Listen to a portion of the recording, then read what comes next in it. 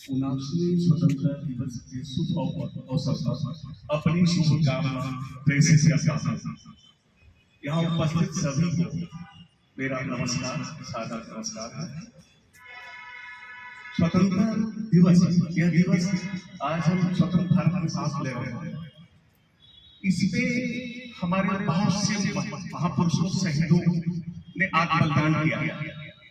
बड़ी लंबी गाथा है, सभी परिचित हैं, उसे डिटेल में उसमें जाने की जरूरत नहीं है। हम अपने शहीदों महापुरुषों को नमन करते हैं, श्रद्धापूर्वक याद करते हैं, जरूरी है।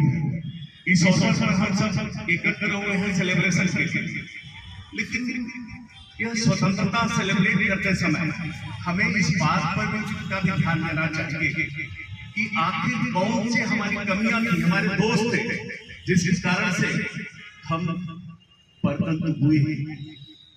भारत युग युगों से, आज से नहीं, युग युगों से इस धरती पर ज्ञान विज्ञान हर क्षेत्र में शीर्ष पर रहा। यहाँ मानव जाति का प्रथम ग्रंथ ऋग्वेद अवतरित हुआ। वैज्ञानिक हमारा सनातन जो प्राचीनतम है, चिरकाल से रहा है और पूर्णतः वैज्ञानिक पद्धति है सनातन धर्म और संस्कृति। हम पराक्रमी भी थे, मैं ज्यादा समय नहीं लूंगा, हम पराक्रमी भी थे। उसके बाद भी बहादुर कौम पराक्रमी ज्ञान विज्ञान में शीर्ष पर थे और आश्चर्य होता है हम पर्वत पर हुए। अब कल्पना कीजिए कि पहली सदी से लेकर 17वीं सदी तक भारत की जो अर्थव्यवस्था थी, जीडीपी थी, वो पूरी दुनिया की 40% थी। मतलब दुनिया की जितनी जीडीपी है उसका 40% अकेले भारत था। सोने की चिड़िया ऐसी थोड़ी करते थे लोग। ये सर्वे करके विदेशियों ने सर्वे करके बताया। फिर ऐसा क्या हुआ कि 11वीं 12वीं सदी में 10-20 हजार लुटेरे मध्य एशिया से आए और हम बिखर गए, उनका सामना नहीं कर पाए और हमारे ही लोगों को इकट्ठा करके उन्होंने हम पर शासन किया, कब्जा किया, हमारे मंदिरों को तोड़ा, हमारे संस्थानों को जलाया, हमारे पुस्तकालयों विश्वविद्यालयों को जलाया, हमें बस दलित किया, प्रताड़ित किया, अत्याचार किया। क्या कारण था? इस पर जब आप मनन करेंगे, चिंतन करेंगे तो आप महसूस करेंगे दो चीजें थी। हमें पराक्रम की कमी नहीं थी। मैं उदाहरण प्रमाण दूंगा कि भारतीय शौर्य आज भी और प्राचीन काल में भी सर्वश्रेष्ठ रहा है। जब खड़े हुए नियमों से लड़ाई लड़ते रहे, फिर क्या कारण था कि हम कमजोर पड़े? एक तो हम संगठित नहीं थे, हमें संगठन का अभाव था और दूसरी चीज भी हमें शत्रुबोध नहीं था, शत्रुबोध नहीं था। मैं 2-3 उदाहरण दूंगा, उससे स्थिति क्लियर होगी। 13 अप्रैल 1919 अमृतसर जालियांवाला बाग, 10,000 लोग रोलर टैक्स का विरोध करने के लिए इकट्ठा हुए थे। शांतिपूर्ण आंदोलन चल रहा था। 3 अंग्रेज अधिकारी आए, जनरल डायर और 2 उनके और अधिकारी थे। उनके साथ 90 सैनिक थे, एलएनजी इत्यादि से सशस्त्र थे। अब वो सारे सैनिक जो थे, आपको आश्चर्य होगा, भारतीय थे। कोई सिख था, कोई गोरखा था, कोई जाट था, कोई राजपूत था। डायर ने एक बार इशारा किया, पहले कहा राइट गोरखा, लेफ्ट सिख, और कहा फायर। उन्होंने 10 मिनट तक फायर किया और 600-700 लोग मारे गए, 1500 लोग घायल हुए। कितना बड़ा कांड हो गया, निर्दोष पब्लिक पर। तो आप सोचिए कि हमें शत्रुबोध अगर रहता तो एक विदेशी के कहने पर हम अपने भाइयों पर गोली चलाते क्या? हमें शत्रुबोध की कमी थी। कल्पना कीजिए, उनमें से अगर 2-4, 1-2 ही पलट कर टायर को मार देता और वो 90 तो टायर तो खत्म हो जाता, और 90 सैनिक पलट कर अगर कल्पना कीजिए पीछे मुड़कर उनकी तरफ कर देते गन, तो ब्रिटिश साम्राज्य भी उसी दिन खत्म हो जाता। मैं आपको एक चीज और बताऊं, मैं गूगल कर रहा था, ब्रिटेन की आबादी आज भी 6 करोड़ से ज्यादा नहीं है। आज से 300-400 साल पहले क्या स्थिति रही होगी, आप कल्पना खुद ही कर लीजिए। 1 करोड़ आबादी रही होगी।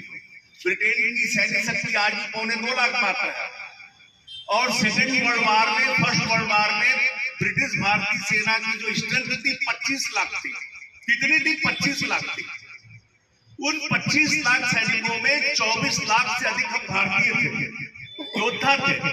और आपके को जानकर हैरत होगी, मुझे बड़ा आश्चर्य होता है जब मैं इस एंगल से भारतीय इतिहास को देखता हूं कि हमने एशिया में ही नहीं, अफ्रीका में, यूरोप में, साउथ ईस्ट एशिया में हमारी सेना अंग्रेजों की लड़ी है और दोनों विश्व युद्ध जीते हैं।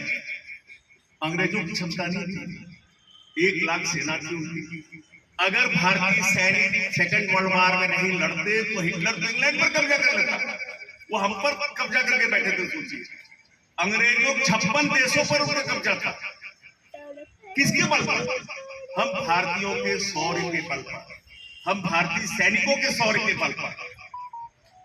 1945 में सेकंड वर्ल्ड वॉर ब्रिटेन जीता, उसके साथी देश जीते। उसके बाद ऐसा क्या हो गया कि उन्होंने आजादी की घोषणा कर दी कि हम भारत को आजाद करने जा रहे हैं। भारत में नहीं बल्कि अधिकांश देशों को उन्होंने आजाद कर दिया। कहीं कोई विजेता देश ऐसा करता है क्या? तो थोड़ा सा पीछे जाएंगे। असल में इतिहास के ये ऐसे पहलू हैं जो हमारे से छिपाए गए हैं, इसलिए मैं इधर लाना चाहता हूँ आप सबका ध्यान खींचता कर। हुआ क्या था? 1941 में नेताजी सुभाष चंद्र जर्मनी गए थे। वहां उन्होंने जो भारतीय सैनिक ब्रिटेन की तरफ से लड़ रहे थे, उन्होंने सरेंडर किया था जर्मनी के विरुद्ध। उनका इंडियन लीजन बनाया था अंग्रेजों के विरुद्ध लड़ने के लिए। फिर वही नेताजी सुभाष चंद्र बोस 43 में पहुंच गए जापान। सिंगापुर में 50,000 से अधिक भारतीय सैनिक थे जो जापान के विरुद्ध, ब्रिटिश भारतीय सैनिक जो उन्होंने जापान के विरुद्ध सरेंडर किया था। जापानियों ने इकट्ठा किया था और जनरल मोहन सिंह ने आजाद हिंद फौज का गठन किया था। रासबिहारी बोस जी थे, सुभाष जी, नेताजी, हमारे आदरणीय नेताजी पहुंचे टोक्यो। उन्होंने 2 बार जापान के पीएम तोजो से मुलाकात की, मदद ली और उन 50,000 सैनिकों की मदद से उन्होंने अंग्रेजी सरकार के विरुद्ध युद्ध की घोषणा की। आजाद हिंद फौज युद्ध की आंशिक सफलता के बाद पिछड़ना पड़ा, हम उसमें नहीं जाते। लेकिन ये एक घटना इतनी बड़ी थी, उससे क्या फर्क पड़ा कि अभी तक भारतीय सेना ब्रिटिश भारतीय सेना बनकर लड़ रही थी। नेताजी सुभाष चंद्र बोस वो व्यक्ति थे जिन्होंने पिछले 6 महीनों में, मतलब 43-44 के दौरान, उन्होंने आजाद हिंद फौज के सैनिकों को राष्ट्रवादी देशभक्त सेना बना दिया था। उन्होंने नारा दिया था कि मुझे खून दो, मैं तुम्हें आजादी दूंगा। अभी तुम अंग्रेजों के लड़ रहे थे, अभी तुम ब्रिटेन के लड़ रहे थे, दुनिया जीत रहे थे, तुम्हें पराक्रम की कमी नहीं है।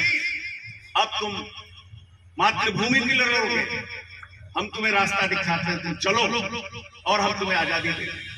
आए, नेताजी को पिछड़ना पड़ा, संसाधन रसद की कमी पड़ी, लेकिन उससे बड़ा परिवर्तन हो चुका था। जब नवंबर 45 में लाल किला में आजाद हिंद फौज के अधिकारियों को मुकदमा चला तो देश भर में विरोध हुआ, आर्मी ने विरोध किया। पहली बार हुआ था कि इंडियन आर्मी में विरोध के स्वर गूंजे। उन्होंने कहा नहीं, आप ऐसा नहीं कर सकते। उन्होंने कुछ भी नहीं किया, आप उन पर राष्ट्रद्रोह का मुकदमा नहीं कर सकते। वो राष्ट्र के लिए लड़े हैं, भारत राष्ट्र के लड़े हैं, आर्मी के लोगों ने कहा। और आगे 18 फरवरी 1946 को नेवी ने बॉम्बे में विद्रोह कर दिया। वो घटना भी बहुत कम लोग जानते हैं, इतिहास में बहुत ज्यादा एलिबोरेट नहीं किया गया, सामने नहीं लाया गया। 18 फरवरी 1946 को नेवी ने, जो उस समय ब्रिटिश नेवी थी, उसका जो संचार वाला शिप था, उसके कमांडर ने सबसे पहले विद्रोह किया। उन्होंने यूनियन जैक को उतार फेंका, उसको जला दिया और जो ब्रिटिशर्स के अधिकारी उनको गोली मार दी। उन्होंने 85 शिप थे पूरे देश में, सबको संचार भेजा, मैसेज भेजा कि सब यूनियन जैक को उतार फेंको, हम इनकी बात नहीं मानेंगे, ये हमारे नहीं है, हम इनकी कमांड नहीं चलेंगे। हालत ये हो गई कि देश में 85 शिप थे, उनमें 84 शिप से यूनियन जैक को उतार फेंका गया था और 6 दिन तक ये हालत थी। बॉम्बे में, जो आज मुंबई कहते हैं, वहां सड़कों पर ये घूम रहे थे हथियार लेकर सैनिक। अंग्रेज मुट्ठी भर थे, हाथ पांव फूल गए थे। लंदन में अंग्रेज सरकार ने, ब्रिटिश सरकार ने निर्णय लिया कि अब आजाद करना बुद्धिमानी होगी। उनके पास सैन्य शक्ति तो थी नहीं। वायसराय ने मैसेज भेजा था, यहाँ आप इतने ब्रिगेड भेजिए तो हम शायद कुछ कर पाए, यहाँ की सेना भरोसा नहीं कर सकते। कहा इतनी सेना ही नहीं है। जो थी भी दूसरे कुर्बान खत्म होने के बाद उन्होंने डिसॉल्व कर दिया था। आप सोचिए कि नेवी के जो अधिकारी विद्रोह पर उतारू थे, उनको नियंत्रित करने के लिए कांग्रेस के नेताओं को आगे आना पड़ा, उनको अपील जारी करनी